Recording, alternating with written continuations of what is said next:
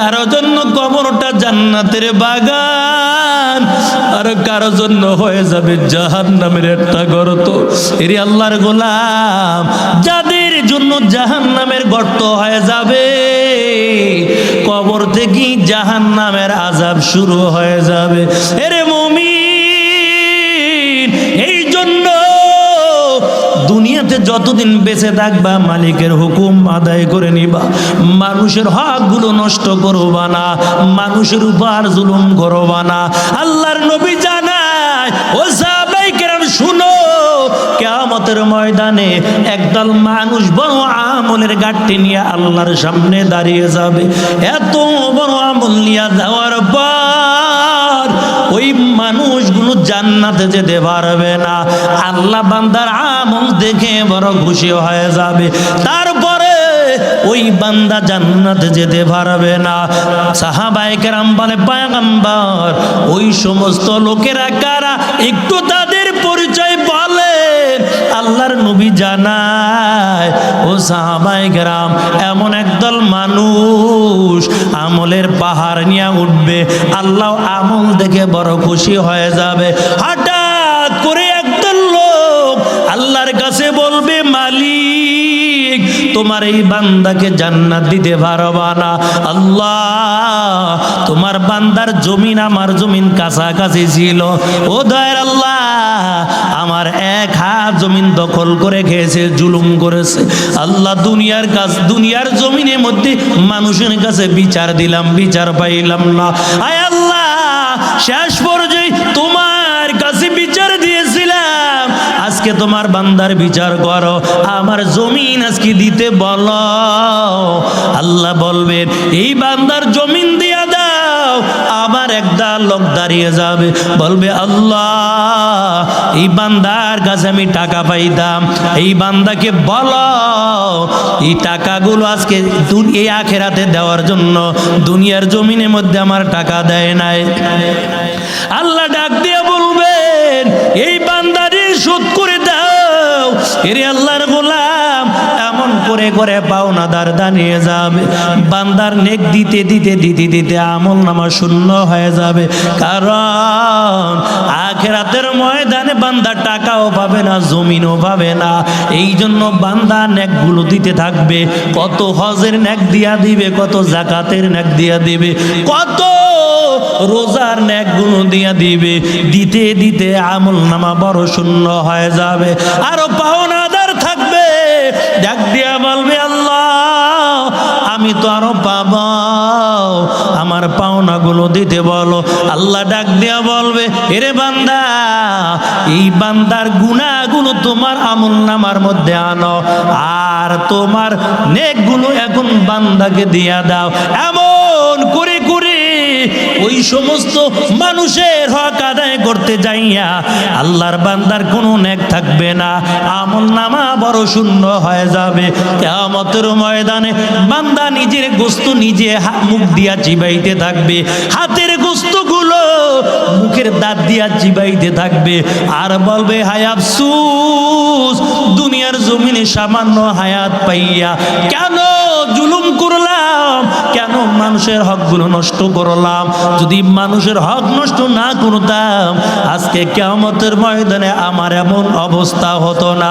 এরে আল্লাহর গোলাম, এই জন্য তোমার পায়ে হাত রেখেও বলে যায়, মানুষের হক নষ্ট করবা না, মানুষের উপর জুলুম করবা না।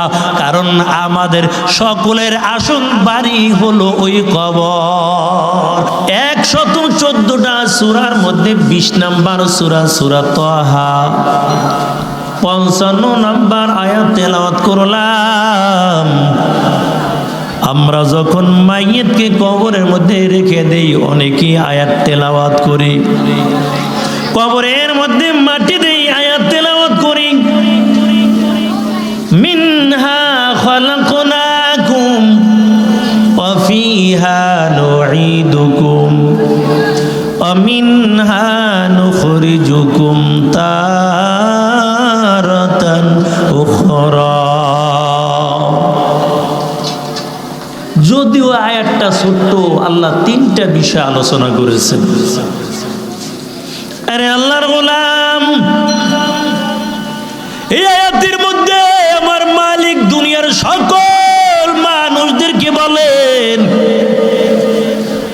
বিশ্ববাসী মানব মণ্ডলী শুনো,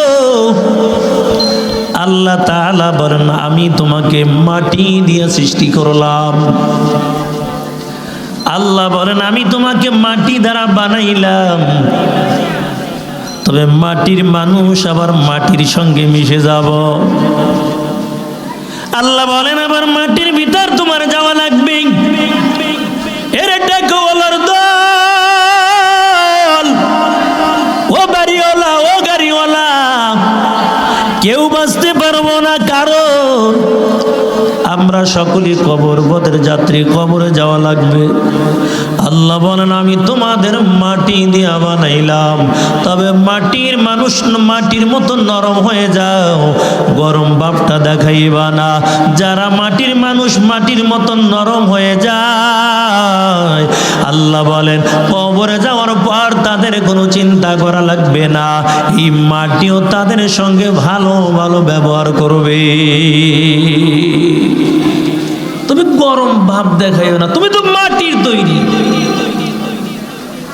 মাটির মানুষ যদি গরম ভাব নিয়ে চলো, অন্ধকার কবরে যাওয়ার পর মাটিও গরম ভাব দেখাবে। এরে আল্লাহর গোলাম, এই জন্য আল্লাহ বান্দাকে স্মরণ করে দেয় তোমাকে মাটি দ্বারা আমি বানাইলাম, মাটির মতো নরম হয়ে যাও রে মুমিন। কারণ অন্ধকার কবরে যখন মুসিবতের মধ্যে পড়ে যাইবা, আপন বলতে কাউকে পাইবা না। অন্ধকার কবরে আপন হবে একমাত্র আমার আল্লাহ, আর কেউ না। এই জন্য আল্লাহর পয়গম্বর বলেন, নবীর বিবি খাদিজাকে বলে, ও খাদিজা, কবরে কত স্মরণ করো, কারণ কবরে কথা স্মরণ করলে দিলটা নরম হয়ে যায়। কোন ব্যক্তি যদি দৈনিক 20 বার কবরে কথা চিন্তা করে, মৃত্যুর কথা চিন্তা করে, ওই দিন যদি ওই ব্যক্তি মারা যায়, আল্লাহ তারে মাফ করে শহীদি দরজা দান করে দিবেন। এখন তসবিলে খালি করে মৌত মৌত মৌত, হুজুরের ব্যাপার না, 20 বার স্মরণ করবো। আরে না, মৃত্যুর ভয় যার ভিতরে থাকবে, কবর চিন্তা যার ভিতরে আছে, ওই ব্যক্তি কখনো গুনাহ করতে পারে না। এরে মুমিন মুসলমান আল্লাহর গোলাম, এই জন্য মায়ার নবী জানায়, ও খাদিজা, কবরে কথা বেশি বেশি স্মরণ করো, কারণ অন্ধকার কবর বড় কঠিন জায়গা। অন্ধকার কবর আপন কেউ নাই, মুসিবতের মধ্যে পড়ে গেলে কাউকে পাইবা না। আমার নবী ফাতেমাকেও বলে, ফাতেমা কবরে চিন্তা করো, কারণ কবরের মধ্যে যাওয়ার পর তুমি যদি বলো আমি নবীর কন্যা ছিলাম, কোনো লাভ হবে না। কারণ কবরের মধ্যে দেখবে নেক আমল আছে কিনা, ভালো আমল নিয়ে যদি কবরে যাও, ওই কবর তোমার সঙ্গে ভালো ব্যবহার করবে। এরে আল্লাহর গোলাম, এই জন্য মায়ার নবী জানায়, ও খাদিজা কবরের চিন্তা বেশি বেশি করে করো। খাদিজা কবরের চিন্তা যখন করতেছে, জমিনের মধ্যে গড়ায় আর এমন ভাবে কাঁদে, নবীর কন্যা ফাতেমা তাড়াতাড়ি দৌড়াইয়া আমার নবীর কাছে যাইয়া বলে, আব্বা জান, কেমন জানি আম্মা জান জমিনের মধ্যে গড়ায় আর কান্না করে, এমন কোনদিন মাকে কান্না করতে দেখি নাই। ও আব্বা জান, একটু জলদি করে বাড়ি চলেন, আমার আম্মা জান কেমন জানি কান্না করে আর জমিনে গড়ায়। মায়ের নবী যখন খাদিজার ঘরের কিনারায় হাজির হয়ে গেল, আল্লাহর নবী নজর দিয়া দেখে খাদিজা কাঁদে। আল্লাহর পয়গম্বর ডাক দেয়া বলে, খাদিজা বলো তোমার দিলের মধ্যে এমন কি দুঃখ? ও খাদিজা, তুমি এমন ভাবে কেন তুমি কাঁদতেছো বলো? খাদিজা ডাক দেয়া বলে, পয়গম্বর কবরে চিন্তা করতে বলেছেন, ও নবী আমার, যখন আমার দিলের মধ্যে কবরের চিন্তা চলে আসে, আমি আর ঠিক থাকতে পারি না। কারণ দুনিয়ার জমিনের মধ্যে যদি আমি মুসিবতে পড়ে যাই, আপনি নবী আমার কাছে দাঁড়িয়ে যান। ও নবী আমার, ওই অন্ধকার কবরের মধ্যে আমি খাদিজা যদি মুসিবতের মধ্যে পড়ে যাই, বলেন অন্ধকার কবরে আমি আপন কাকে পাইব? এই জন্য কবরে চিন্তায় আমি খাদিজা কান্না করতেছি। নবী ডাক দিয়া বলে, খাদিজা কান্না করা লাগবে না, কারণ তোমার জন্য আমি মালিকের কাছে দোয়া করলাম, আমার আল্লাহ পরকালে তোমাকে জান্নাতের মেহমান বানাইয়া দিবি। কারণ খাদিজা তো সাধারণ মহিলাদের মতন না। আরবের জমিনের মধ্যে সবচেয়ে ধনী ব্যক্তি ছিল খাদিজা, সম্পত্তির কোনো অভাব নাই, সবচেয়ে বড় টাকাওয়ালা। আমার নবীকে বিবাহ করার পর ওই খাদিজা ডাক দিয়া বলে, নবী আপনার কোনো চিন্তা লাগবে না, কারণ আমি খাদিজা হলাম আরবের মধ্যে সবচেয়ে ধনট্ট ব্যক্তি। ও নবী আমার, আমি খাদিজার যত সম্পদ আছে সব মালের মালিক আপনি নবীকে আমি বানিয়ে দিলাম। সব মালের মালিক এখন থেকে আপনি। আর আপনার আমার বিবির কাছে দেয় 500 টাকা হাওলাত করলে ডেলি 10 বার খুঁজে তাড়াতাড়ি 500 টাকা দেও, না দিয়ে উপায় নাই, ডেলি 10 বার খুঁজে। আলহামদুলিল্লাহ আপনাদের ফেনী নোয়াখালীর মহিলা খুব ভালো।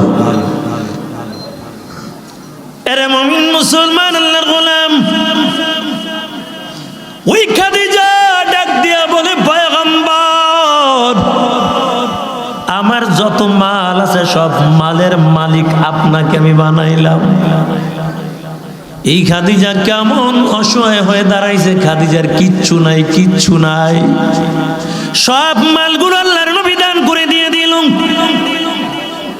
নবী যখন যুদ্ধের ময়দান থেকে বাড়ি হাজির, আম্মা জান আয়েশা 2টা খেজুর দিছে, ও পয়গম্বর এই খেজুর 2টা আপনি খান, ঘরের মধ্যে আর কোনো খাবার নাই।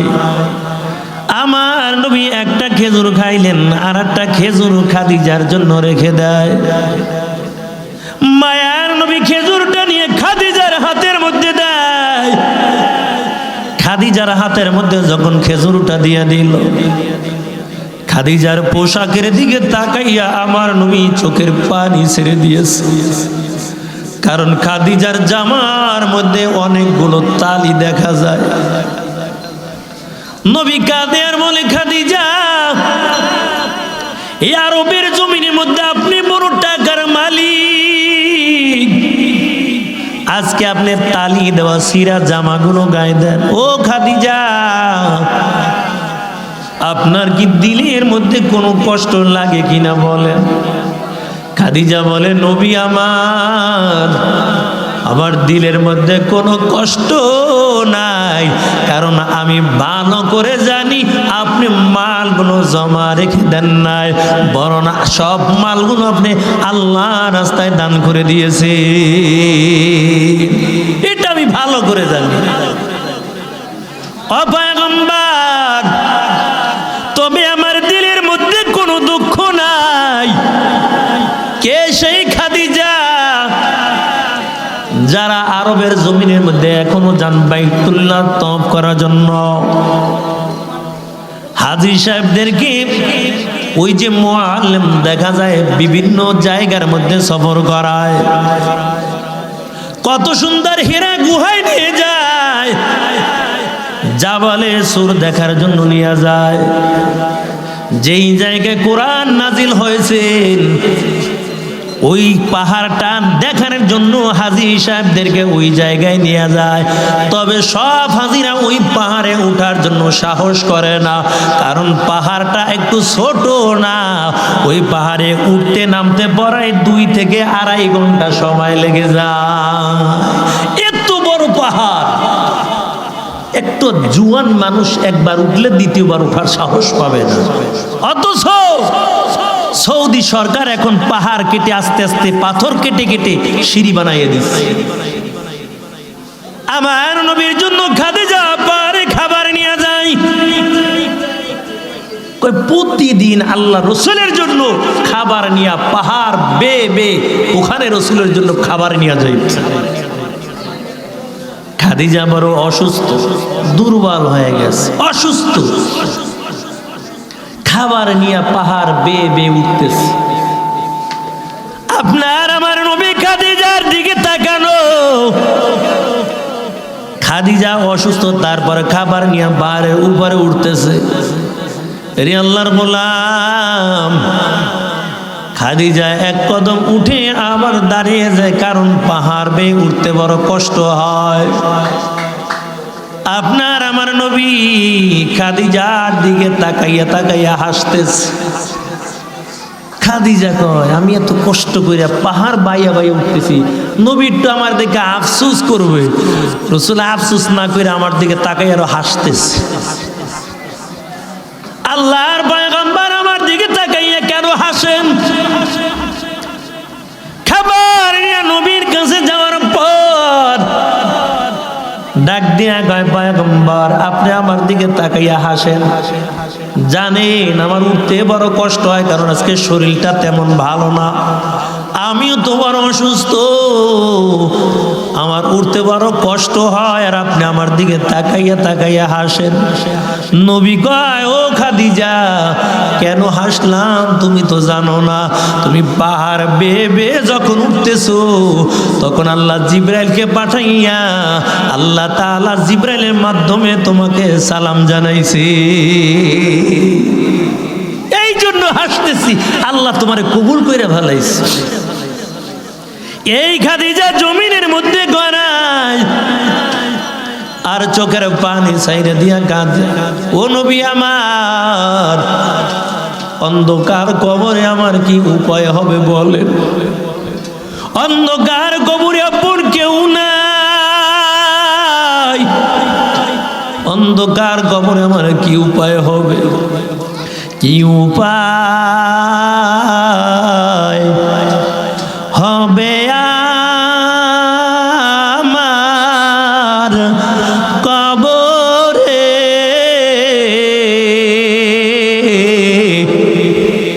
একা একা কেমনে থাকবো ওই কবরে? একা একা কেমনে থাকবো কবরে? মিনহা খালাকনাকুম ওয়া ফিহা নুঈদুকুম ওয়া মিনহা নুখরিজুকুম তারাতান উখরা। আর নবীর আশিকের দল, নবী ডাক দিয়ে বলে, খাদিজা তুমি কান্না করা লাগবে না, আল্লাহ তোমাকে মাফ করে দিবেন, জান্নাতের ফয়সালা করে দিবেন। খাদিজা তারপর কান্না বন্ধ করে নাও। নবী ডাক দেয়া কয়, খাদিজা তুমি কান্না থামাও, কারণ তোমার চোখের পানি আমি নবী সইতে পারি না।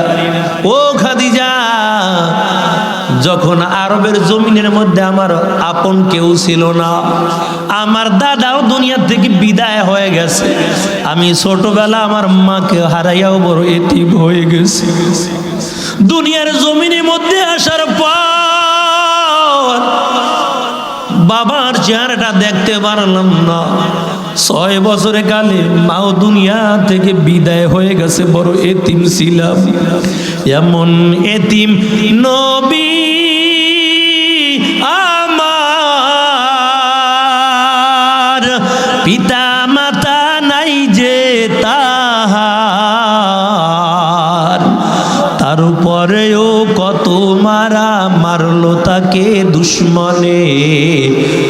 নবী বিনে কে তারাবে পলসিরা তো মিজানে, নবী বিনে কে তারাবে পুলসিরাত মিজানে। চলো চলো চলো মুমিন চলো নবীর সন্ধানে, নবী বিনে কে তারাবে পুলসিরাত মিজানে। খুদার জ্বালায় নবীজি মোর বেঁধেছিল পেটে পাথর, মাঝে মাঝে কাতর হয়ে পড়ে যেতেন জমিনে। নবী বিনে কে তারাবে পুলসিরাত মিজানে, নবী বিনে কে তারাবে পুলসিরাত মিজানে। চলো চলো চলো মুমিন চলো নবীর সন্ধানে, নবী বিনে কে তারাবে পুলসিরাত মিজানে।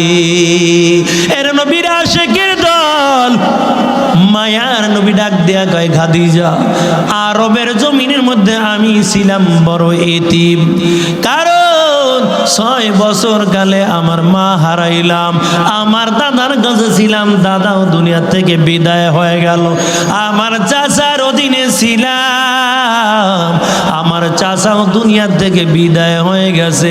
আল্লাহ আমাকে নবুয়তি দেওয়ার পর এই আরবের জমিনের মধ্যে কাফের দল আমাকে কষ্ট কম দেয় নাই। ও খাদিজা, আমি যখন মক্কার জমিন দিয়া হারতাম, ছোট্ট ছোট্ট বাচ্চারাও আমার গায়ের মধ্যে পাথরগুলো মারত আর বলতো দেখ পাগল যায়, এমন বলতো আর আমার গায়ের মধ্যে পাথর মারত। কিন্তু ওই মুসিবতের সময় খাদিজা তুমি কালিমা পড়ে মুসলমান হয়েছ।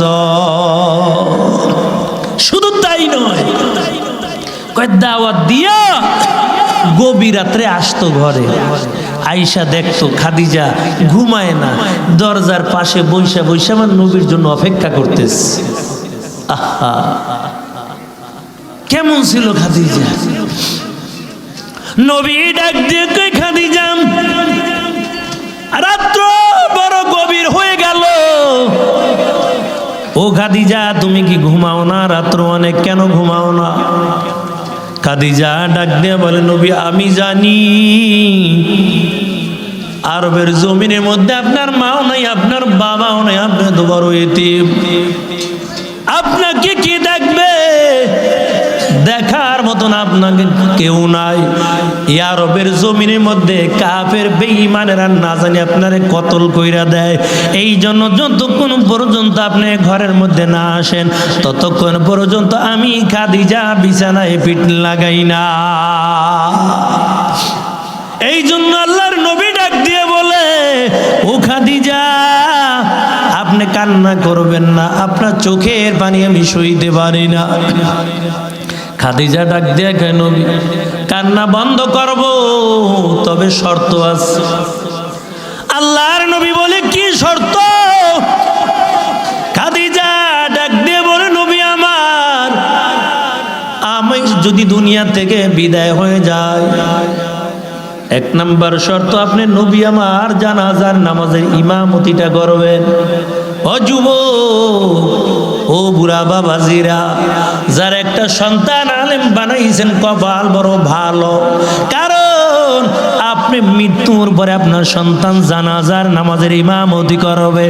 এমনও হতে পারে সন্তান যখন জানাজার নামাজে ইমামতি শুরু করবে আর যখন দোয়াগুলো পড়তে থাকবে, চোখের পানি যখন ছেড়ে দিবে, দিলটা নরম করে দিবে, চোখের পানির উসিলা করিয়া আল্লাহ তাআলা ওই মা বাবার কবর আযাব আল্লাহ বন্ধ করে দিবে। নবী ডাক দিয়ে বলে, যা তোমার শর্ত আমি মেনে নিলাম। খাদিজা ডাক দিয়ে বলে নবী আরো আমার 2টা শর্ত বাকি আছে। আল্লাহর নবী বলে কি শর্ত বলো? খাদিজা ডাক দিয়ে বলে নবী আমার 2 নাম্বার শর্ত, আমি যখন দুনিয়া থেকে বিদায় হয়ে যাব, তবে দুনিয়ার বাজারের কাপড় দিয়া আমার কাফন দিবেন না। ও নবী আমার, আপনার গায়ের জুব্বা দিয়া আমার কাপড়ের ব্যবস্থা করে দিবেন। কারণ অন্ধকার কবরে রাখার পর দুই পাশের মাটিগুলো যখন আমাকে দুই পাশ থেকে চাপ দিবে, আপনার নবীর গায়ের জুব্বার ঘেরান যখন মাটি বেয়ে যাবে, ওই মাটি আর আমি খাদিজাকে চাপ দেওয়ার সাহস পাবে না। এই জন্য আপনার গায়ের একটা জুব্বা দিয়ে আমার কাপড়ের ব্যবস্থা করে দিবেন। ও নবী আমার 3 নাম্বার শর্ত, আমাকে কবরের মধ্যে রাখার পর আপনি কিন্তু ঘরে আসবেন না, আপনি আমার কবরের পাশে দাঁড়ানো থাকবেন। ও পয়গম্বর, আপনি নবীকে ছাড়া আমি ঘুমাইতে পারতাম না। ও পয়গম্বর, আমি খাদিজাকে কবরের মধ্যে রাখার পর আপনি ঘরে আইসা ঘুমাবেন না, কারণ মুনকার নাকির যখন আমাকে প্রশ্ন করবে, যদি মুনকার নাকিরে বড় আকৃতি দেখার পর এমনও হতে পারে আমি আমার রবের নামটা ভুলেও যেতে পারি। আইসা প্রশ্ন করবে, মান রব্বুকা, তোমার রবের পরিচয় দাও, মায়ের নবীর পরিচয় দাও, দ্বীনের পরিচয় দাও। ও নবী আমার, মুনকার নাকিরে বড় আকৃতি দেখা এমনও হতে পারে আমি আমার রবের নামটা ভুলেও যেতে পারি। এই জন্য আপনি কবরের পাশে দাঁড়ানো থাকবেন, কারণ মুনকার নাকির যখন আমাকে প্রশ্ন করবে আমার পক্ষ হইতে আপনি নিজে নবী উত্তর দিয়া দিবে। আপনি বাড়িতে আসবেন না, দাঁড়াইয়ে থাকবেন, আমি উত্তর দিতে পারবো না। আমার নবী ডাকছে, কই খাদিজা, তোমার শর্ত আমি মেনে নিলাম। কিছুদিন পর খাদিজা দুনিয়া থেকে বিদায় হয়ে গেল। মায়ার নবী চোখের পানি ছেড়ে দিয়ে খাদিজার জন্য কাঁদেন। রে আল্লাহর গোলাম, ওই অন্ধকার কবরের মধ্যে খাদিজাকে রাখার পর আল্লাহর পয়গম্বর খাদিজার কবরের পাশে দাঁড়াইয়া দাঁড়াইয়া চোখের পানি ছেড়ে দিয়া কাঁদে। কারণ যেই খাদিজা আমাকে ছাড়া ঘুমাইতো না, খাদিজা আমাকে ছাড়া খাবার খাইতো না, ওই খাদিজা আজকে দুনিয়ায় নাই, কবরের বাসিন্দা হয়ে গেছে। এরে আল্লাহর গোলাম, এই জন্য খাদিজার কবরের পাশে দাঁড়াইয়া আমার নবী কান্না করতেছে। আল্লাহ জিবরাইলকে পাঠাইয়া বলে, জিবরাইল যাও, আমার বন্ধুর কাছে চলে যাও, দেখো আমার বন্ধু এখনো কেন খাদিজার কবরের পাশে দাঁড়ানো। জিবরাইল আমিন সালাম দিয়া বলে, নবী আমার, রাত্র অনেক হয়ে গেছে, আপনি কেন এখনো গভীর রাত পর্যন্ত এই খাদিজার কবরের পাশে দাঁড়ানো? আল্লাহর নবী ডাক দেয়া কয়, জিবরাইল, আমি খাদিজার সঙ্গে ওয়াদা করেছিলাম মুনকার নাকির প্রশ্ন করবে, খাদিজার পক্ষ হইতে আমি উত্তর দিয়ে দিব। কই এখন পর্যন্ত মুনকার নাকির আসেন, আমি উত্তরও দিতে পারি না। আল্লাহ বলে, জিবরাইল আমার বন্ধুকে বলো, খাদিজার চিন্তা আপনার করা লাগবে না, কারণ খাদিজার কবরটা ফেরেশতার মাধ্যমে আল্লাহ জান্নাতের বাগান বানিয়ে দিয়েছে।